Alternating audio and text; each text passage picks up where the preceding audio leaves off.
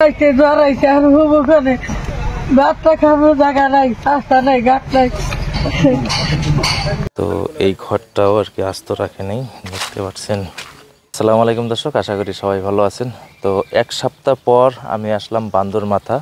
যেহেতু বৃষ্টির জন্যে পুরো এক সপ্তাহ কিন্তু আমি বান্দরমাথা আপনাদের যে পরিস্থিতি সেটা কিন্তু অবশ্যই দেখাইতে পারিনি। লাস্ট যেদিন আর কি এখানে ভাঙচুর করা হলো সেদিন আমি আপনাদের ফুটেজ দিয়েছিলাম, সেদিনকার ভিডিও। তো আজকে যেহেতু এই এলাকায় আসছি, পিছনে যদি দেখেন এখানে স্কুল ঘর ছিল, তো সেটাও কিন্তু ভেঙে ফেলা হয়েছে। তো আমি আজকে বান্দরমাথার পুরো এলাকা এবং মসজিদগড় ছিল দুইটা, তো আগে কীরকম ছিল, এখনকার বর্তমান অবস্থা কী, তো সম্পূর্ণ এলাকা আমি আপনাদেরকে দেখাবো। অবশ্যই সঙ্গে থাকেন এবং বেশি বেশি শেয়ার দেবেন। তো দর্শক, এই অঞ্চলগুলো যে দেখতে পাচ্ছেন এখানে কিন্তু বাড়িঘর ছিল, পুরো প্রায় 400-500 মানুষের বাড়িঘর এখানে ছিল। তো দেখেন এই যে আজকে কিন্তু পরিত্যক্ত এলাকা, মানে উচ্ছেদিত যে গোয়ালপাড়া জেলার জলেশ্বর বান্দরমাথা সেই অঞ্চলগুলো আজকে দেখতে পাচ্ছেন। পুরো পাকা বাড়ি ঘর ছিল। দেখেন এদিকেও যদি দেখেন পুরো অঞ্চল জুড়ে কিন্তু আজকে একবারে জনশূন্য, কীরকম যেন একটা পরিস্থিতি হয়ে দাঁড়িয়েছে। এইদিকে যদি দেখেন, তো এই এলাকা দেখতেই পাচ্ছেন। আর এই ছিল যে জলজীবন মিশনের যে নতুন প্রযুক্তিতে গড়া এই মানুষের ঘরে ঘরে পৌঁছে দেওয়া জল ব্যবস্থা, তো সেটাও কিন্তু ভেঙে ফেলা হয়েছে। প্রায় 1.5-2 কোটি টাকার প্রজেক্ট সরকারেই দিয়েছিল, আবার সরকারেই কিন্তু ভেঙে ফেলছে।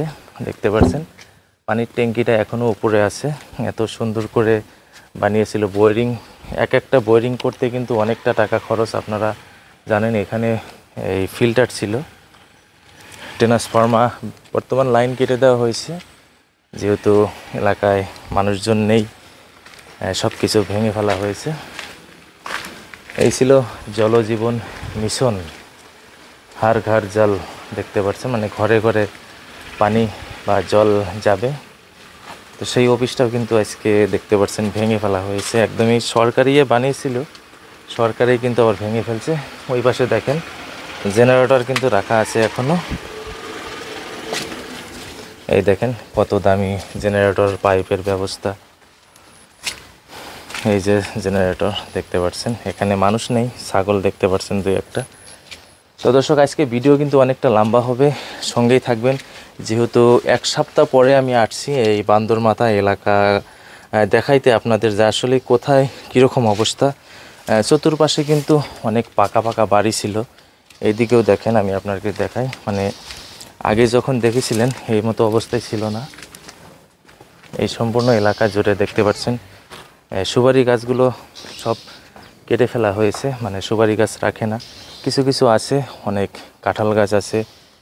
ওখানেও দেখেন পাকা বাড়ি, মানে যেদিকেই দেখেন আর কি খুব সুন্দর সুন্দর মানুষের কোটি কোটি লাখ লাখ টাকা ব্যয় করে কিন্তু এরকম ঘর বাড়ি দিয়েছিল। সবাই দেখেন আর কি পাকা পাকা বাড়ি ঘর এত সুন্দর করে এখানে গড়েছিল, সব কিন্তু আজকে ভেঙে দেওয়া হয়েছে শুধুমাত্র সরকারি খাস মাটি বলে।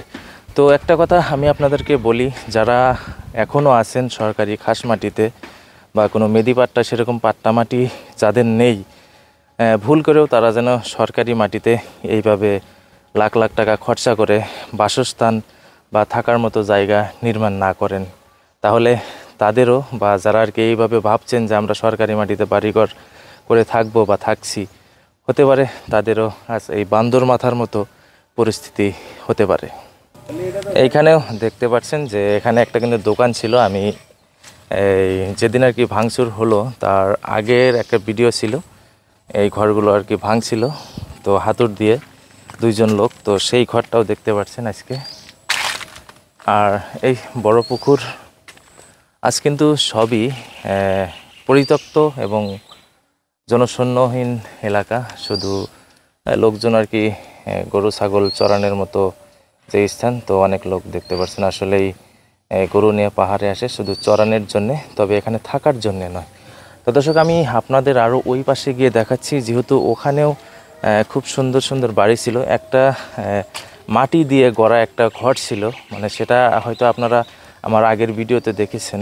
তো সেই ঘরটা কীরকম আছে, যেহেতু ওটা ইট বালি দিয়ে নয়, শুধু মাটি দিয়ে বানিয়েছিল, তো সেই ঘরটার কাছে আমি আপনাদেরকে নিয়ে যাচ্ছি। অবশ্যই সঙ্গে থাকেন, ভিডিও লম্বা হচ্ছে তবু আপনাদের দেখাবো যে জলেশ্বর বান্দরমাথা এলাকা উচ্ছেদ করার পর আসলে দেখতে কীরকম। তো গাইস, সেই মাটির ঘর দেখানোর আগে ভাবলাম যে আমি এই পাশের অঞ্চলগুলো দেখিয়ে নিয়ে যাই। সম্মুখে মসজিদ ছিল, ঈদগাহ ছিল, তো এখনও অনেকটা দূরে। এই পাশেও পাকা বাড়িঘর ছিল, এর আগের যেগুলো ভিডিও ছিল তখন কিন্তু দেখিয়েছিলাম। তো সম্মুখে যাই, আমি অনেক দূর হেঁটে হেঁটে আসলাম, কারণ পাহাড়ি রাস্তা, অনেকটা পিছলে বাইক নিয়ে আসা যায় না। তো এলাকাগুলো দেখতে পাচ্ছেন জনশূন্য, বর্তমান মানুষজন নেই, দু একজন আছে এমনি দেখছে। এই পাশেও দেখেন পুরো পাকা বাড়িঘর ছিল। মোট কথা সম্পূর্ণ এলাকা যেদিকেই দেখেন, এখানেও যদি দেখেন লিচু গাছ, মানুষের করা সব কিছু, পাকা বাড়িঘর ছিল, শুধু ভিটে আছে। এদিকে যদি দেখেন, এখানে প্রায় 300 থেকে 400, প্রায় 400-500 মানুষের বাড়িঘর ছিল। অনেক ভিতরোয়া অঞ্চল দিয়ে, এই রাস্তার কিনার দিয়ে, মানে দুই পাশে এদিকে ওদিকে অনেক বাড়িঘর ছিল। তো আমরা সেরকম আর কি ভিতরে যাব না, কারণ পুরো এলাকা যেহেতু উচ্ছেদ করে দিয়েছে। মানে এখানেও যদি দেখেন বাড়ি ছিল এই যে, তো এই পাশে ওই পাশে দুই পাশে কিন্তু উচ্ছেদ যেহেতু করে দিয়েছে, তো আমরা সেরকম ভিতরে যাব না। এখান দিয়েই আমরা আপনাদেরকে দেখাবো। সম্মুখে ওখানে দেখা যাচ্ছে যে কিছু ইট বালি বা দেওয়ালের মতো পড়ে আছে, ওটাই কিন্তু মসজিদ ছিল। দেখেন মানুষের বাড়িঘরের শুধু ভিটে দেখতে পাচ্ছেন এদিকে। তো পুরো অঞ্চল জুড়ে অনেক মানুষ ছিল। এখানে ছোট ছোট বাচ্চারা খেলাধুলা করতো, যেহেতু আসরের আজান হচ্ছে।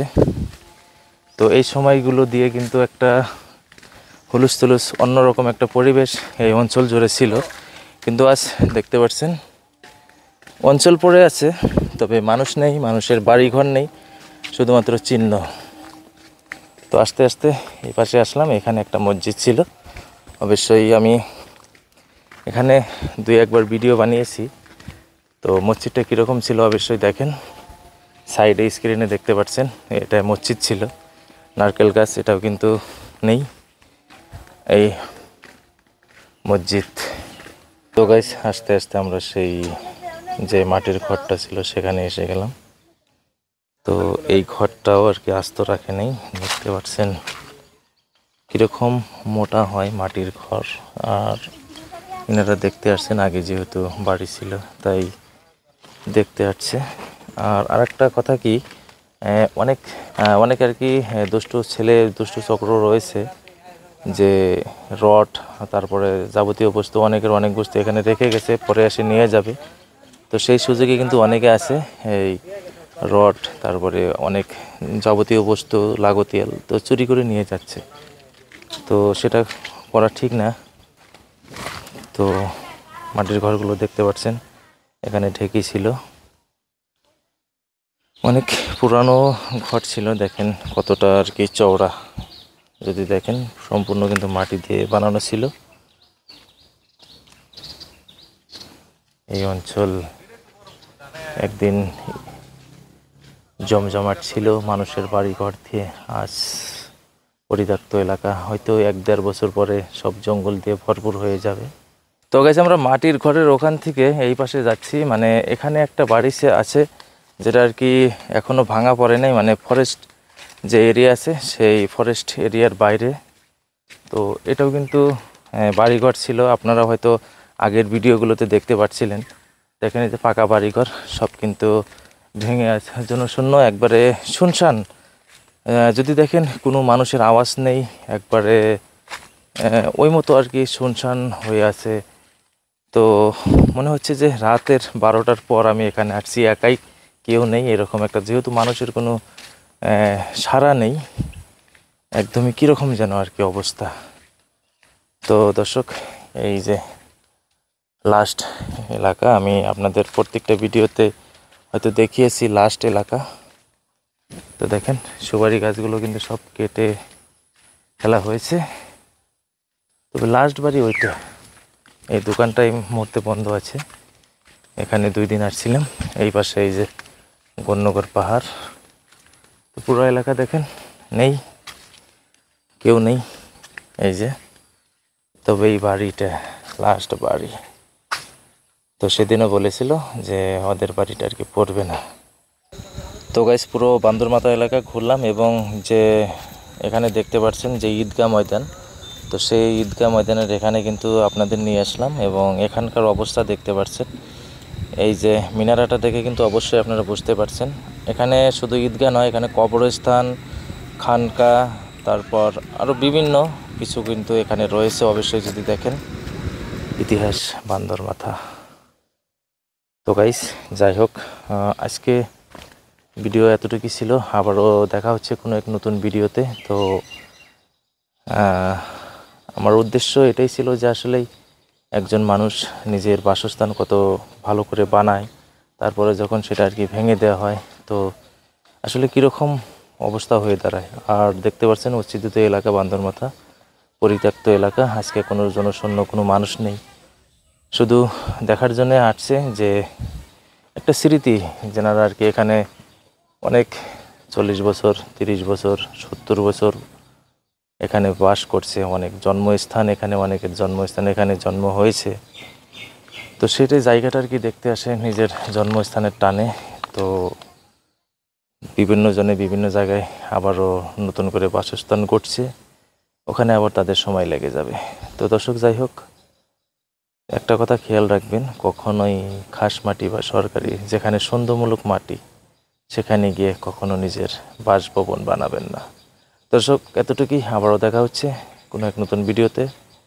সবাই ভালো থাকেন, সুস্থ থাকেন, বেশি বেশি শেয়ার দিবেন। আসসালামু আলাইকুম।